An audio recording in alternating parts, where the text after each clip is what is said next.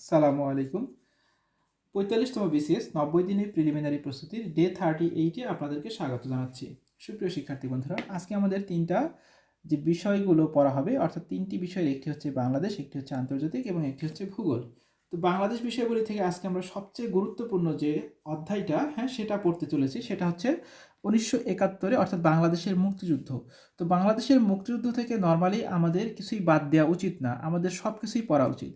হ্যাঁ, তবে বাংলাদেশে যেহেতু বলেছিলাম যে বাংলাদেশ বিষয়গুলি থেকে সবচেয়ে বেশি প্রশ্ন বিসিএস প্রিলিমিনারি পরীক্ষায় রিপিট করা হয়, এমনকি মুক্তিযুদ্ধ থেকেও প্রচুর প্রশ্ন পরীক্ষায় রিপিট করা হয়। হ্যাঁ, তো আপনারা যদি একেবারে কেউ সংক্ষিপ্ত প্রস্তুতি নিতে চান, সেক্ষেত্রে আপনি বিগত বছরের প্রশ্নগুলো একেবারে ভালোভাবে আয়ত্তে রাখবেন, একটা প্রশ্ন যাতে আপনার ভুল না হয়, বিগত বছরের প্রশ্নগুলো খুব ভালোভাবে পড়ে ফেলবেন। হ্যাঁ, এরপরে আমার মনে হয় 1971-এর মুক্তিযুদ্ধ সম্পর্কে আমাদের সবারই জানা উচিত এবং এখান থেকে নতুন প্রশ্ন আসতেও পারে। হ্যাঁ, নর্মালি যদিও বা যে কোনো একটা ডাইজেস্টে বা বিগত বছরের যে এমসিকিউগুলো আছে সেখান থেকেই প্রশ্নগুলো বেশি আসে, তবে আমরা যদি সম্ভব হয় শুধুমাত্র বিগত বছরের প্রশ্নগুলো পড়বো তো অবশ্যই, এর পাশাপাশি আমরা যে কোনো একটা ডাইজেস্টের মধ্যে যে তথ্যগুলো আছে মুক্তিযুদ্ধ থেকে সেইগুলো পড়ে ফেলবো।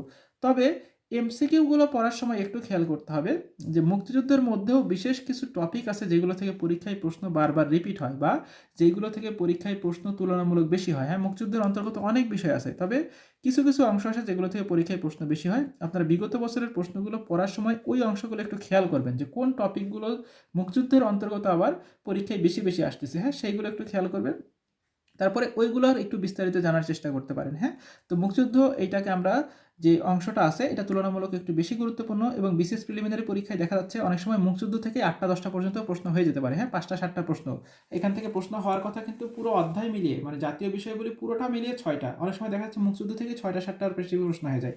এজন্য এটা আমাদেরকে একটু ডিটেলসে পড়া ভালো। হ্যাঁ, আপনি বিগত বছরের প্রশ্নগুলো তো অবশ্যই পড়বেন, পাশাপাশি একটা ডাইজেস্ট থেকে পড়তে পারেন। হ্যাঁ, তো আমরা এটা 2 দিনে পড়ার চেষ্টা করব। আজকে আমরা প্রথম পার্টটা পড়বো, অর্থাৎ পুরো পার্টের অর্ধেকটা। আগামীকাল ক্লাসে আমরা বাকি অর্ধেকটা পড়বো। হ্যাঁ, এবারে আসি আন্তর্জাতিকের ক্ষেত্রে আমরা জাতিসংঘটা পড়ে ফেলেছিলাম। হ্যাঁ, যেমন অধ্যায়ের মধ্যে কিন্তু নামটাই অনেকটা আছে এরকম, জাতিসংঘ এবং অর্থনৈতিক প্রতিষ্ঠানগুলো। তো আজকের ক্লাসে আমরা শুধুমাত্র অর্থনৈতিক প্রতিষ্ঠানগুলো পড়বো। এখন অর্থনৈতিক প্রতিষ্ঠানগুলোর মধ্যে পড়তে গেলে দেখেন প্রথমেই যে অংশটা আসে সেটা হচ্ছে যেমন ওয়ার্ল্ড ব্যাংক। হ্যাঁ, এইটা পরীক্ষার জন্য খুবই গুরুত্বপূর্ণ। হ্যাঁ, এই যে ওয়ার্ল্ড ব্যাংক ব্রেটন উডস কনফারেন্সের মাধ্যমে বা ব্রেটন উডস সম্মেলনের মাধ্যমে দেখেন কিছু কিছু সংগঠন গঠিত হয়েছিল, কয়েকটা বা 2টা-3টা সংগঠনের এরকম গঠিত হয়েছিল। সেই সংগঠনগুলো কী কী, হ্যাঁ সেটা একটু দেখতে হবে। হ্যাঁ, এখন আপনারা কি করতে পারেন, যে কোনো একটা ডাইজেস্টের মধ্যে থেকে ওয়ার্ল্ড ব্যাংক সম্পর্কিত, হ্যাঁ একটা হচ্ছে ওয়ার্ল্ড ব্যাংক এবং একটা হচ্ছে আইএমএফ, দেখেন এই যে ইন্টারন্যাশনাল মনিটারি ফান্ড, এবং আরেকটা হচ্ছে ডাব্লিউটিও। হ্যাঁ, যেমন হচ্ছে ওয়ার্ল্ড ট্রেড অর্গানাইজেশন। এই তিনটা একেবারে খুব ভালোভাবে পড়ে ফেলবেন। হ্যাঁ, এই তিনটার বিস্তারিত যা যা আছে সবগুলো একটু করার চেষ্টা করবেন, এগুলো পরীক্ষার জন্য খুবই গুরুত্বপূর্ণ।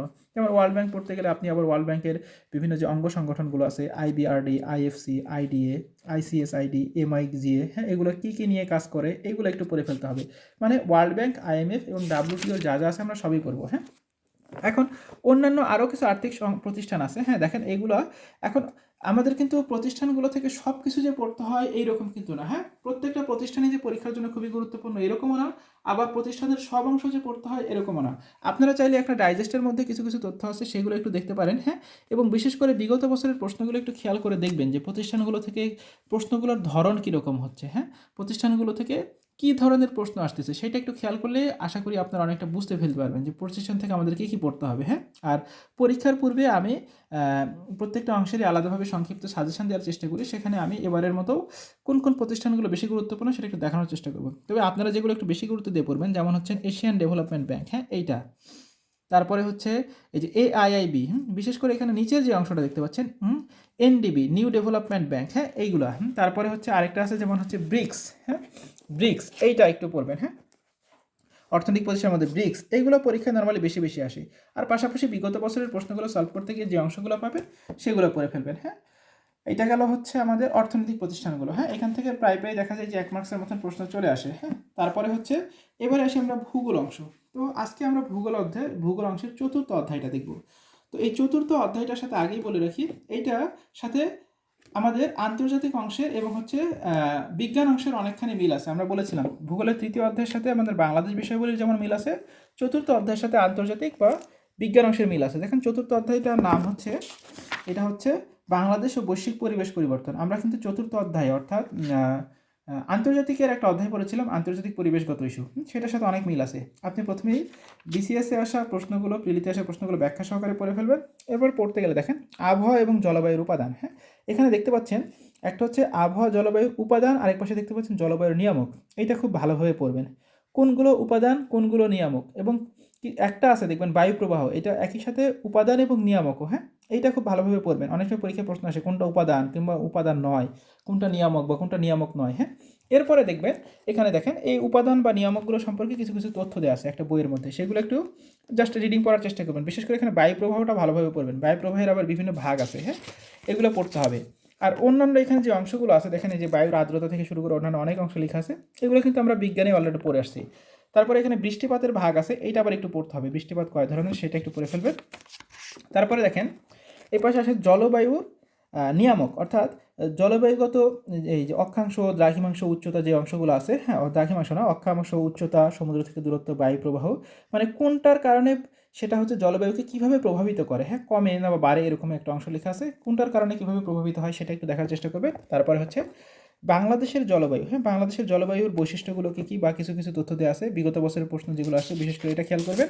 আর এখান থেকে বাকি যে তথ্যগুলো আছে সেই তথ্যগুলো নর্মালি দেখা যাচ্ছে যে আমরা ওই যে বিজ্ঞান বা আন্তর্জাতিক যে অধ্যায়গুলো পড়ছি ওইখানেই বিস্তারিত লেখা আছে, এখানে এতটা বিস্তারিত নেই, সেটা পড়লেই অনেকটা কাভার হয়ে যায়। তো এই চতুর্থ অধ্যায়েরই আমি দেখাইলাম যে কী কী পড়তে হবে, সেটার প্রথম যে অংশ মানে অর্ধেক ভাগ করে নিয়ে প্রথম অর্ধেকটা আপনার আজকে পড়বেন, আর এর পরবর্তী একটা ক্লাসে আমরা বাকি অর্ধেকটা পড়তে দেবো। তো সুপ্রিয় শিক্ষার্থী বন্ধুরা, তাহলে আজকের মতো এখানে শেষ করছি। ধন্যবাদ সবাইকে।